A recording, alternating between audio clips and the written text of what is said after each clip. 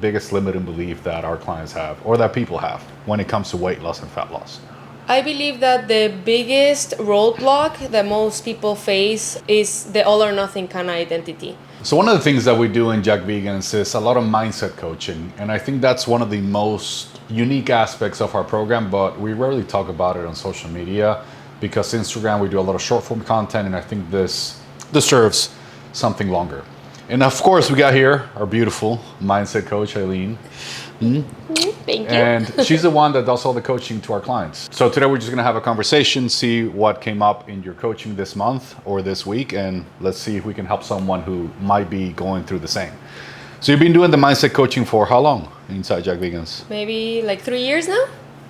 3 years, so you had a lot of conversations. Yes. What's been the biggest, or what's the most common thing you run into, the biggest blockage or the biggest limiting belief that our clients have or that people have when it comes to weight loss and fat loss?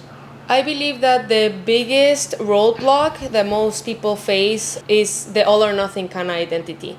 And it's amazing because it's not only on health and fitness. You can see this mindset appear in other areas of their life.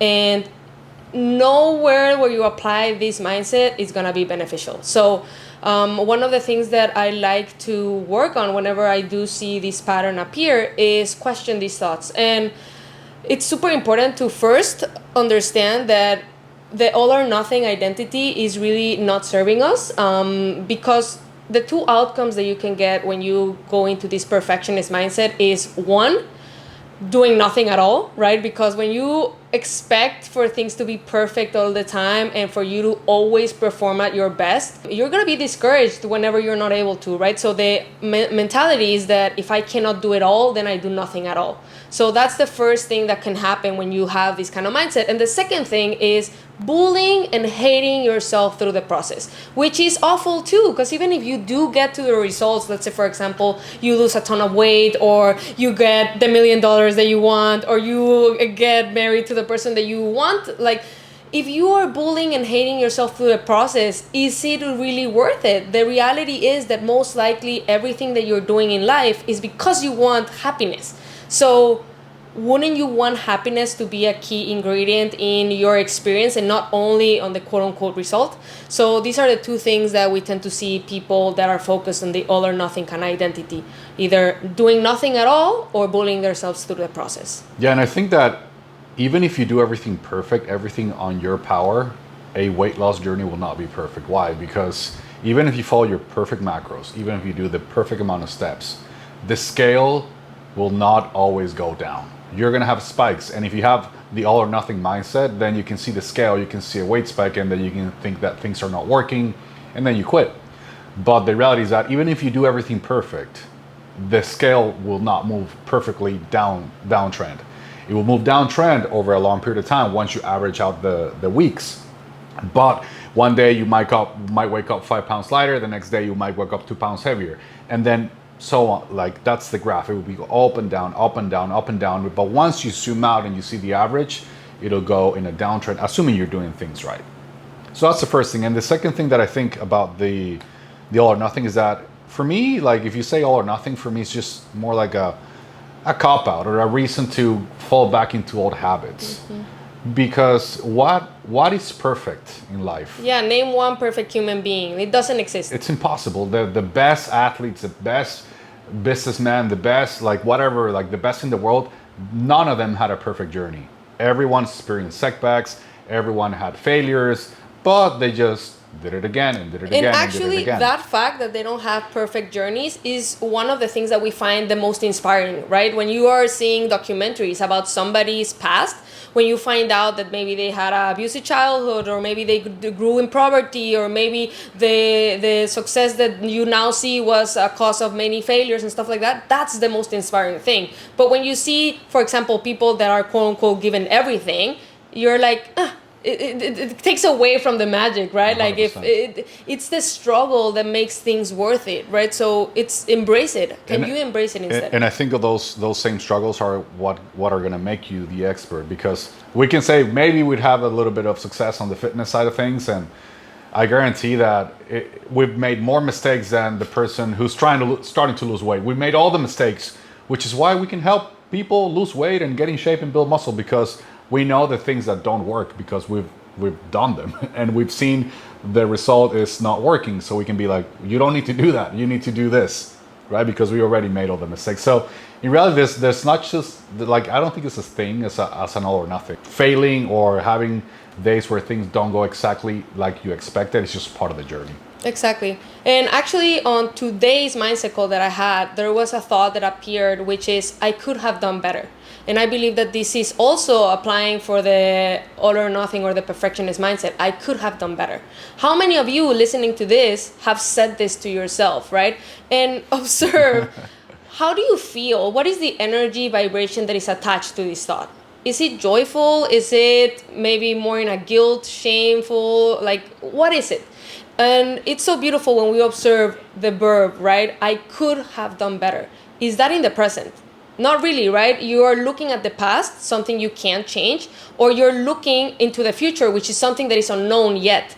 So something that we did on today's call was, what is an inversion from this thought that could actually be helpful? Is observing that, yeah, maybe you could have done better, getting inspired by that, and changing the verb to now. I can and I will do better. And that's something you can actually, doesn't that empower you more than 100%. like banging your head with things that you could have done better and just making yourself feel bad for things that you didn't do? And when you question it, is it absolutely true you could have done better? Like, if you could have done better, You would have. Exactly. So maybe in that moment where you did something that you now perceive as wrong or not enough, it was the best you could do in that precise moment. So yeah, I think it's unfair question to it. judge past behaviors from the present because you have a lot more information that you didn't have at that moment. Exactly. And at that moment, we can say that we're trying our best, and the best looks different every day. So, 100%, like, just look at what happened, analyze it, and just take it as a learning for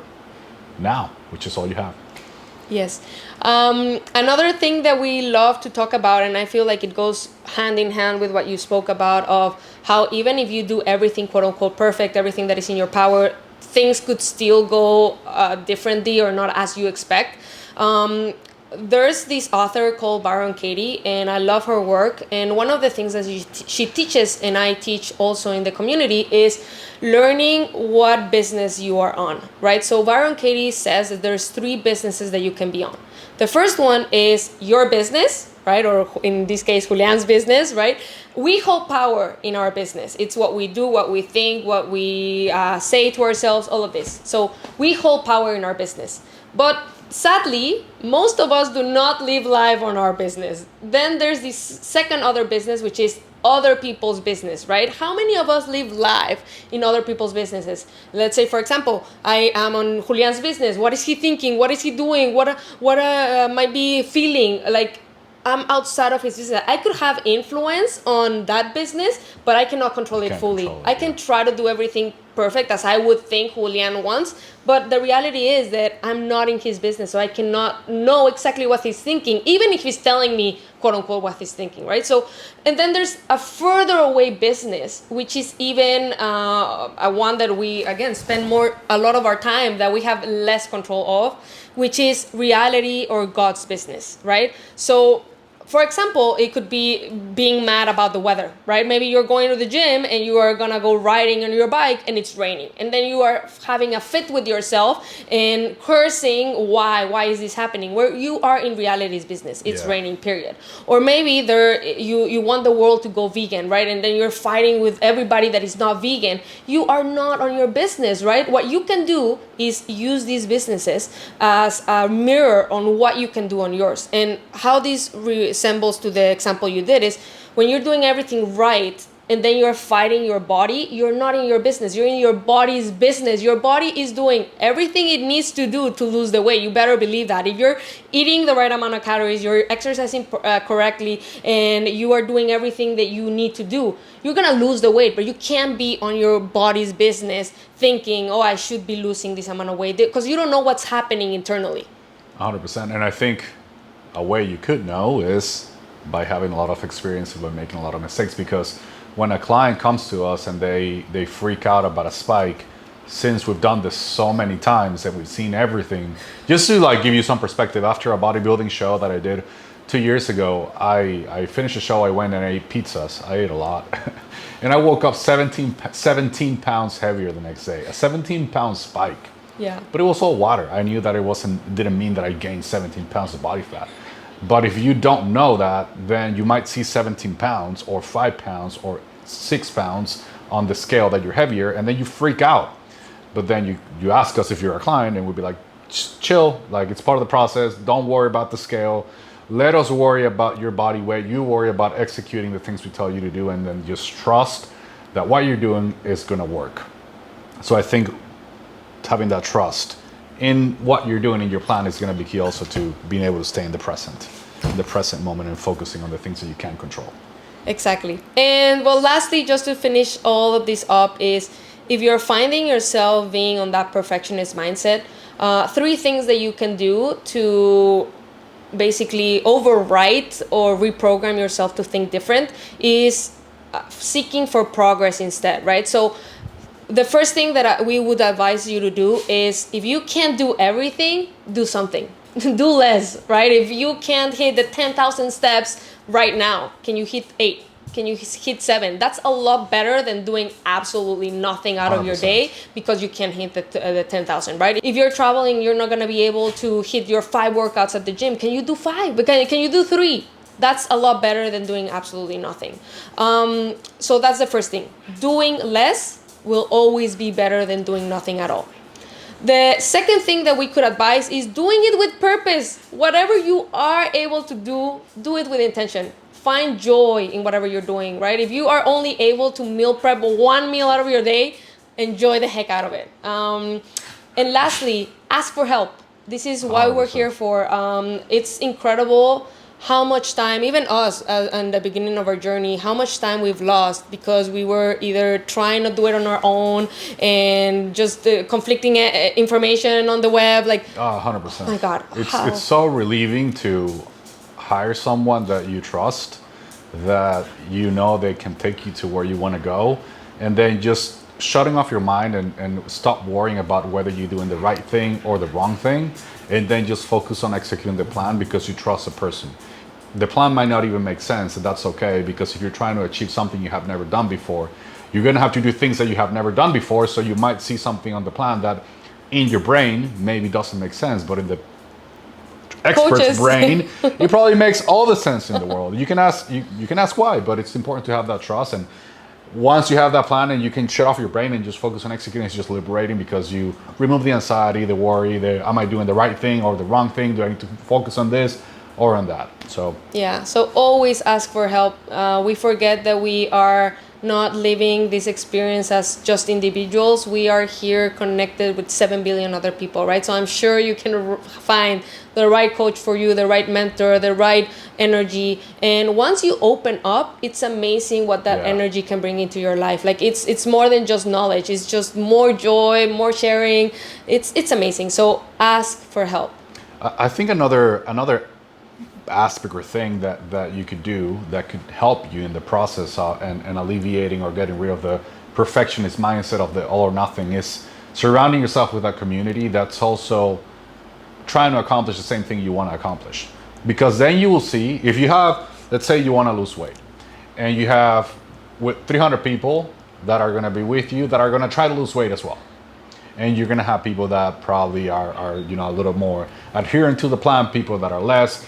But you're gonna see that people making progress. You're gonna see relatable things to you that other people are doing, relatable struggles. So then you'll stop thinking that you're messed up or that things don't work because you can see other people going through the same, overcoming that and achieving the end goal. Yeah. So I think that community is so important because if you're surrounded with people that don't support you and then make it even harder, then it's gonna be even harder.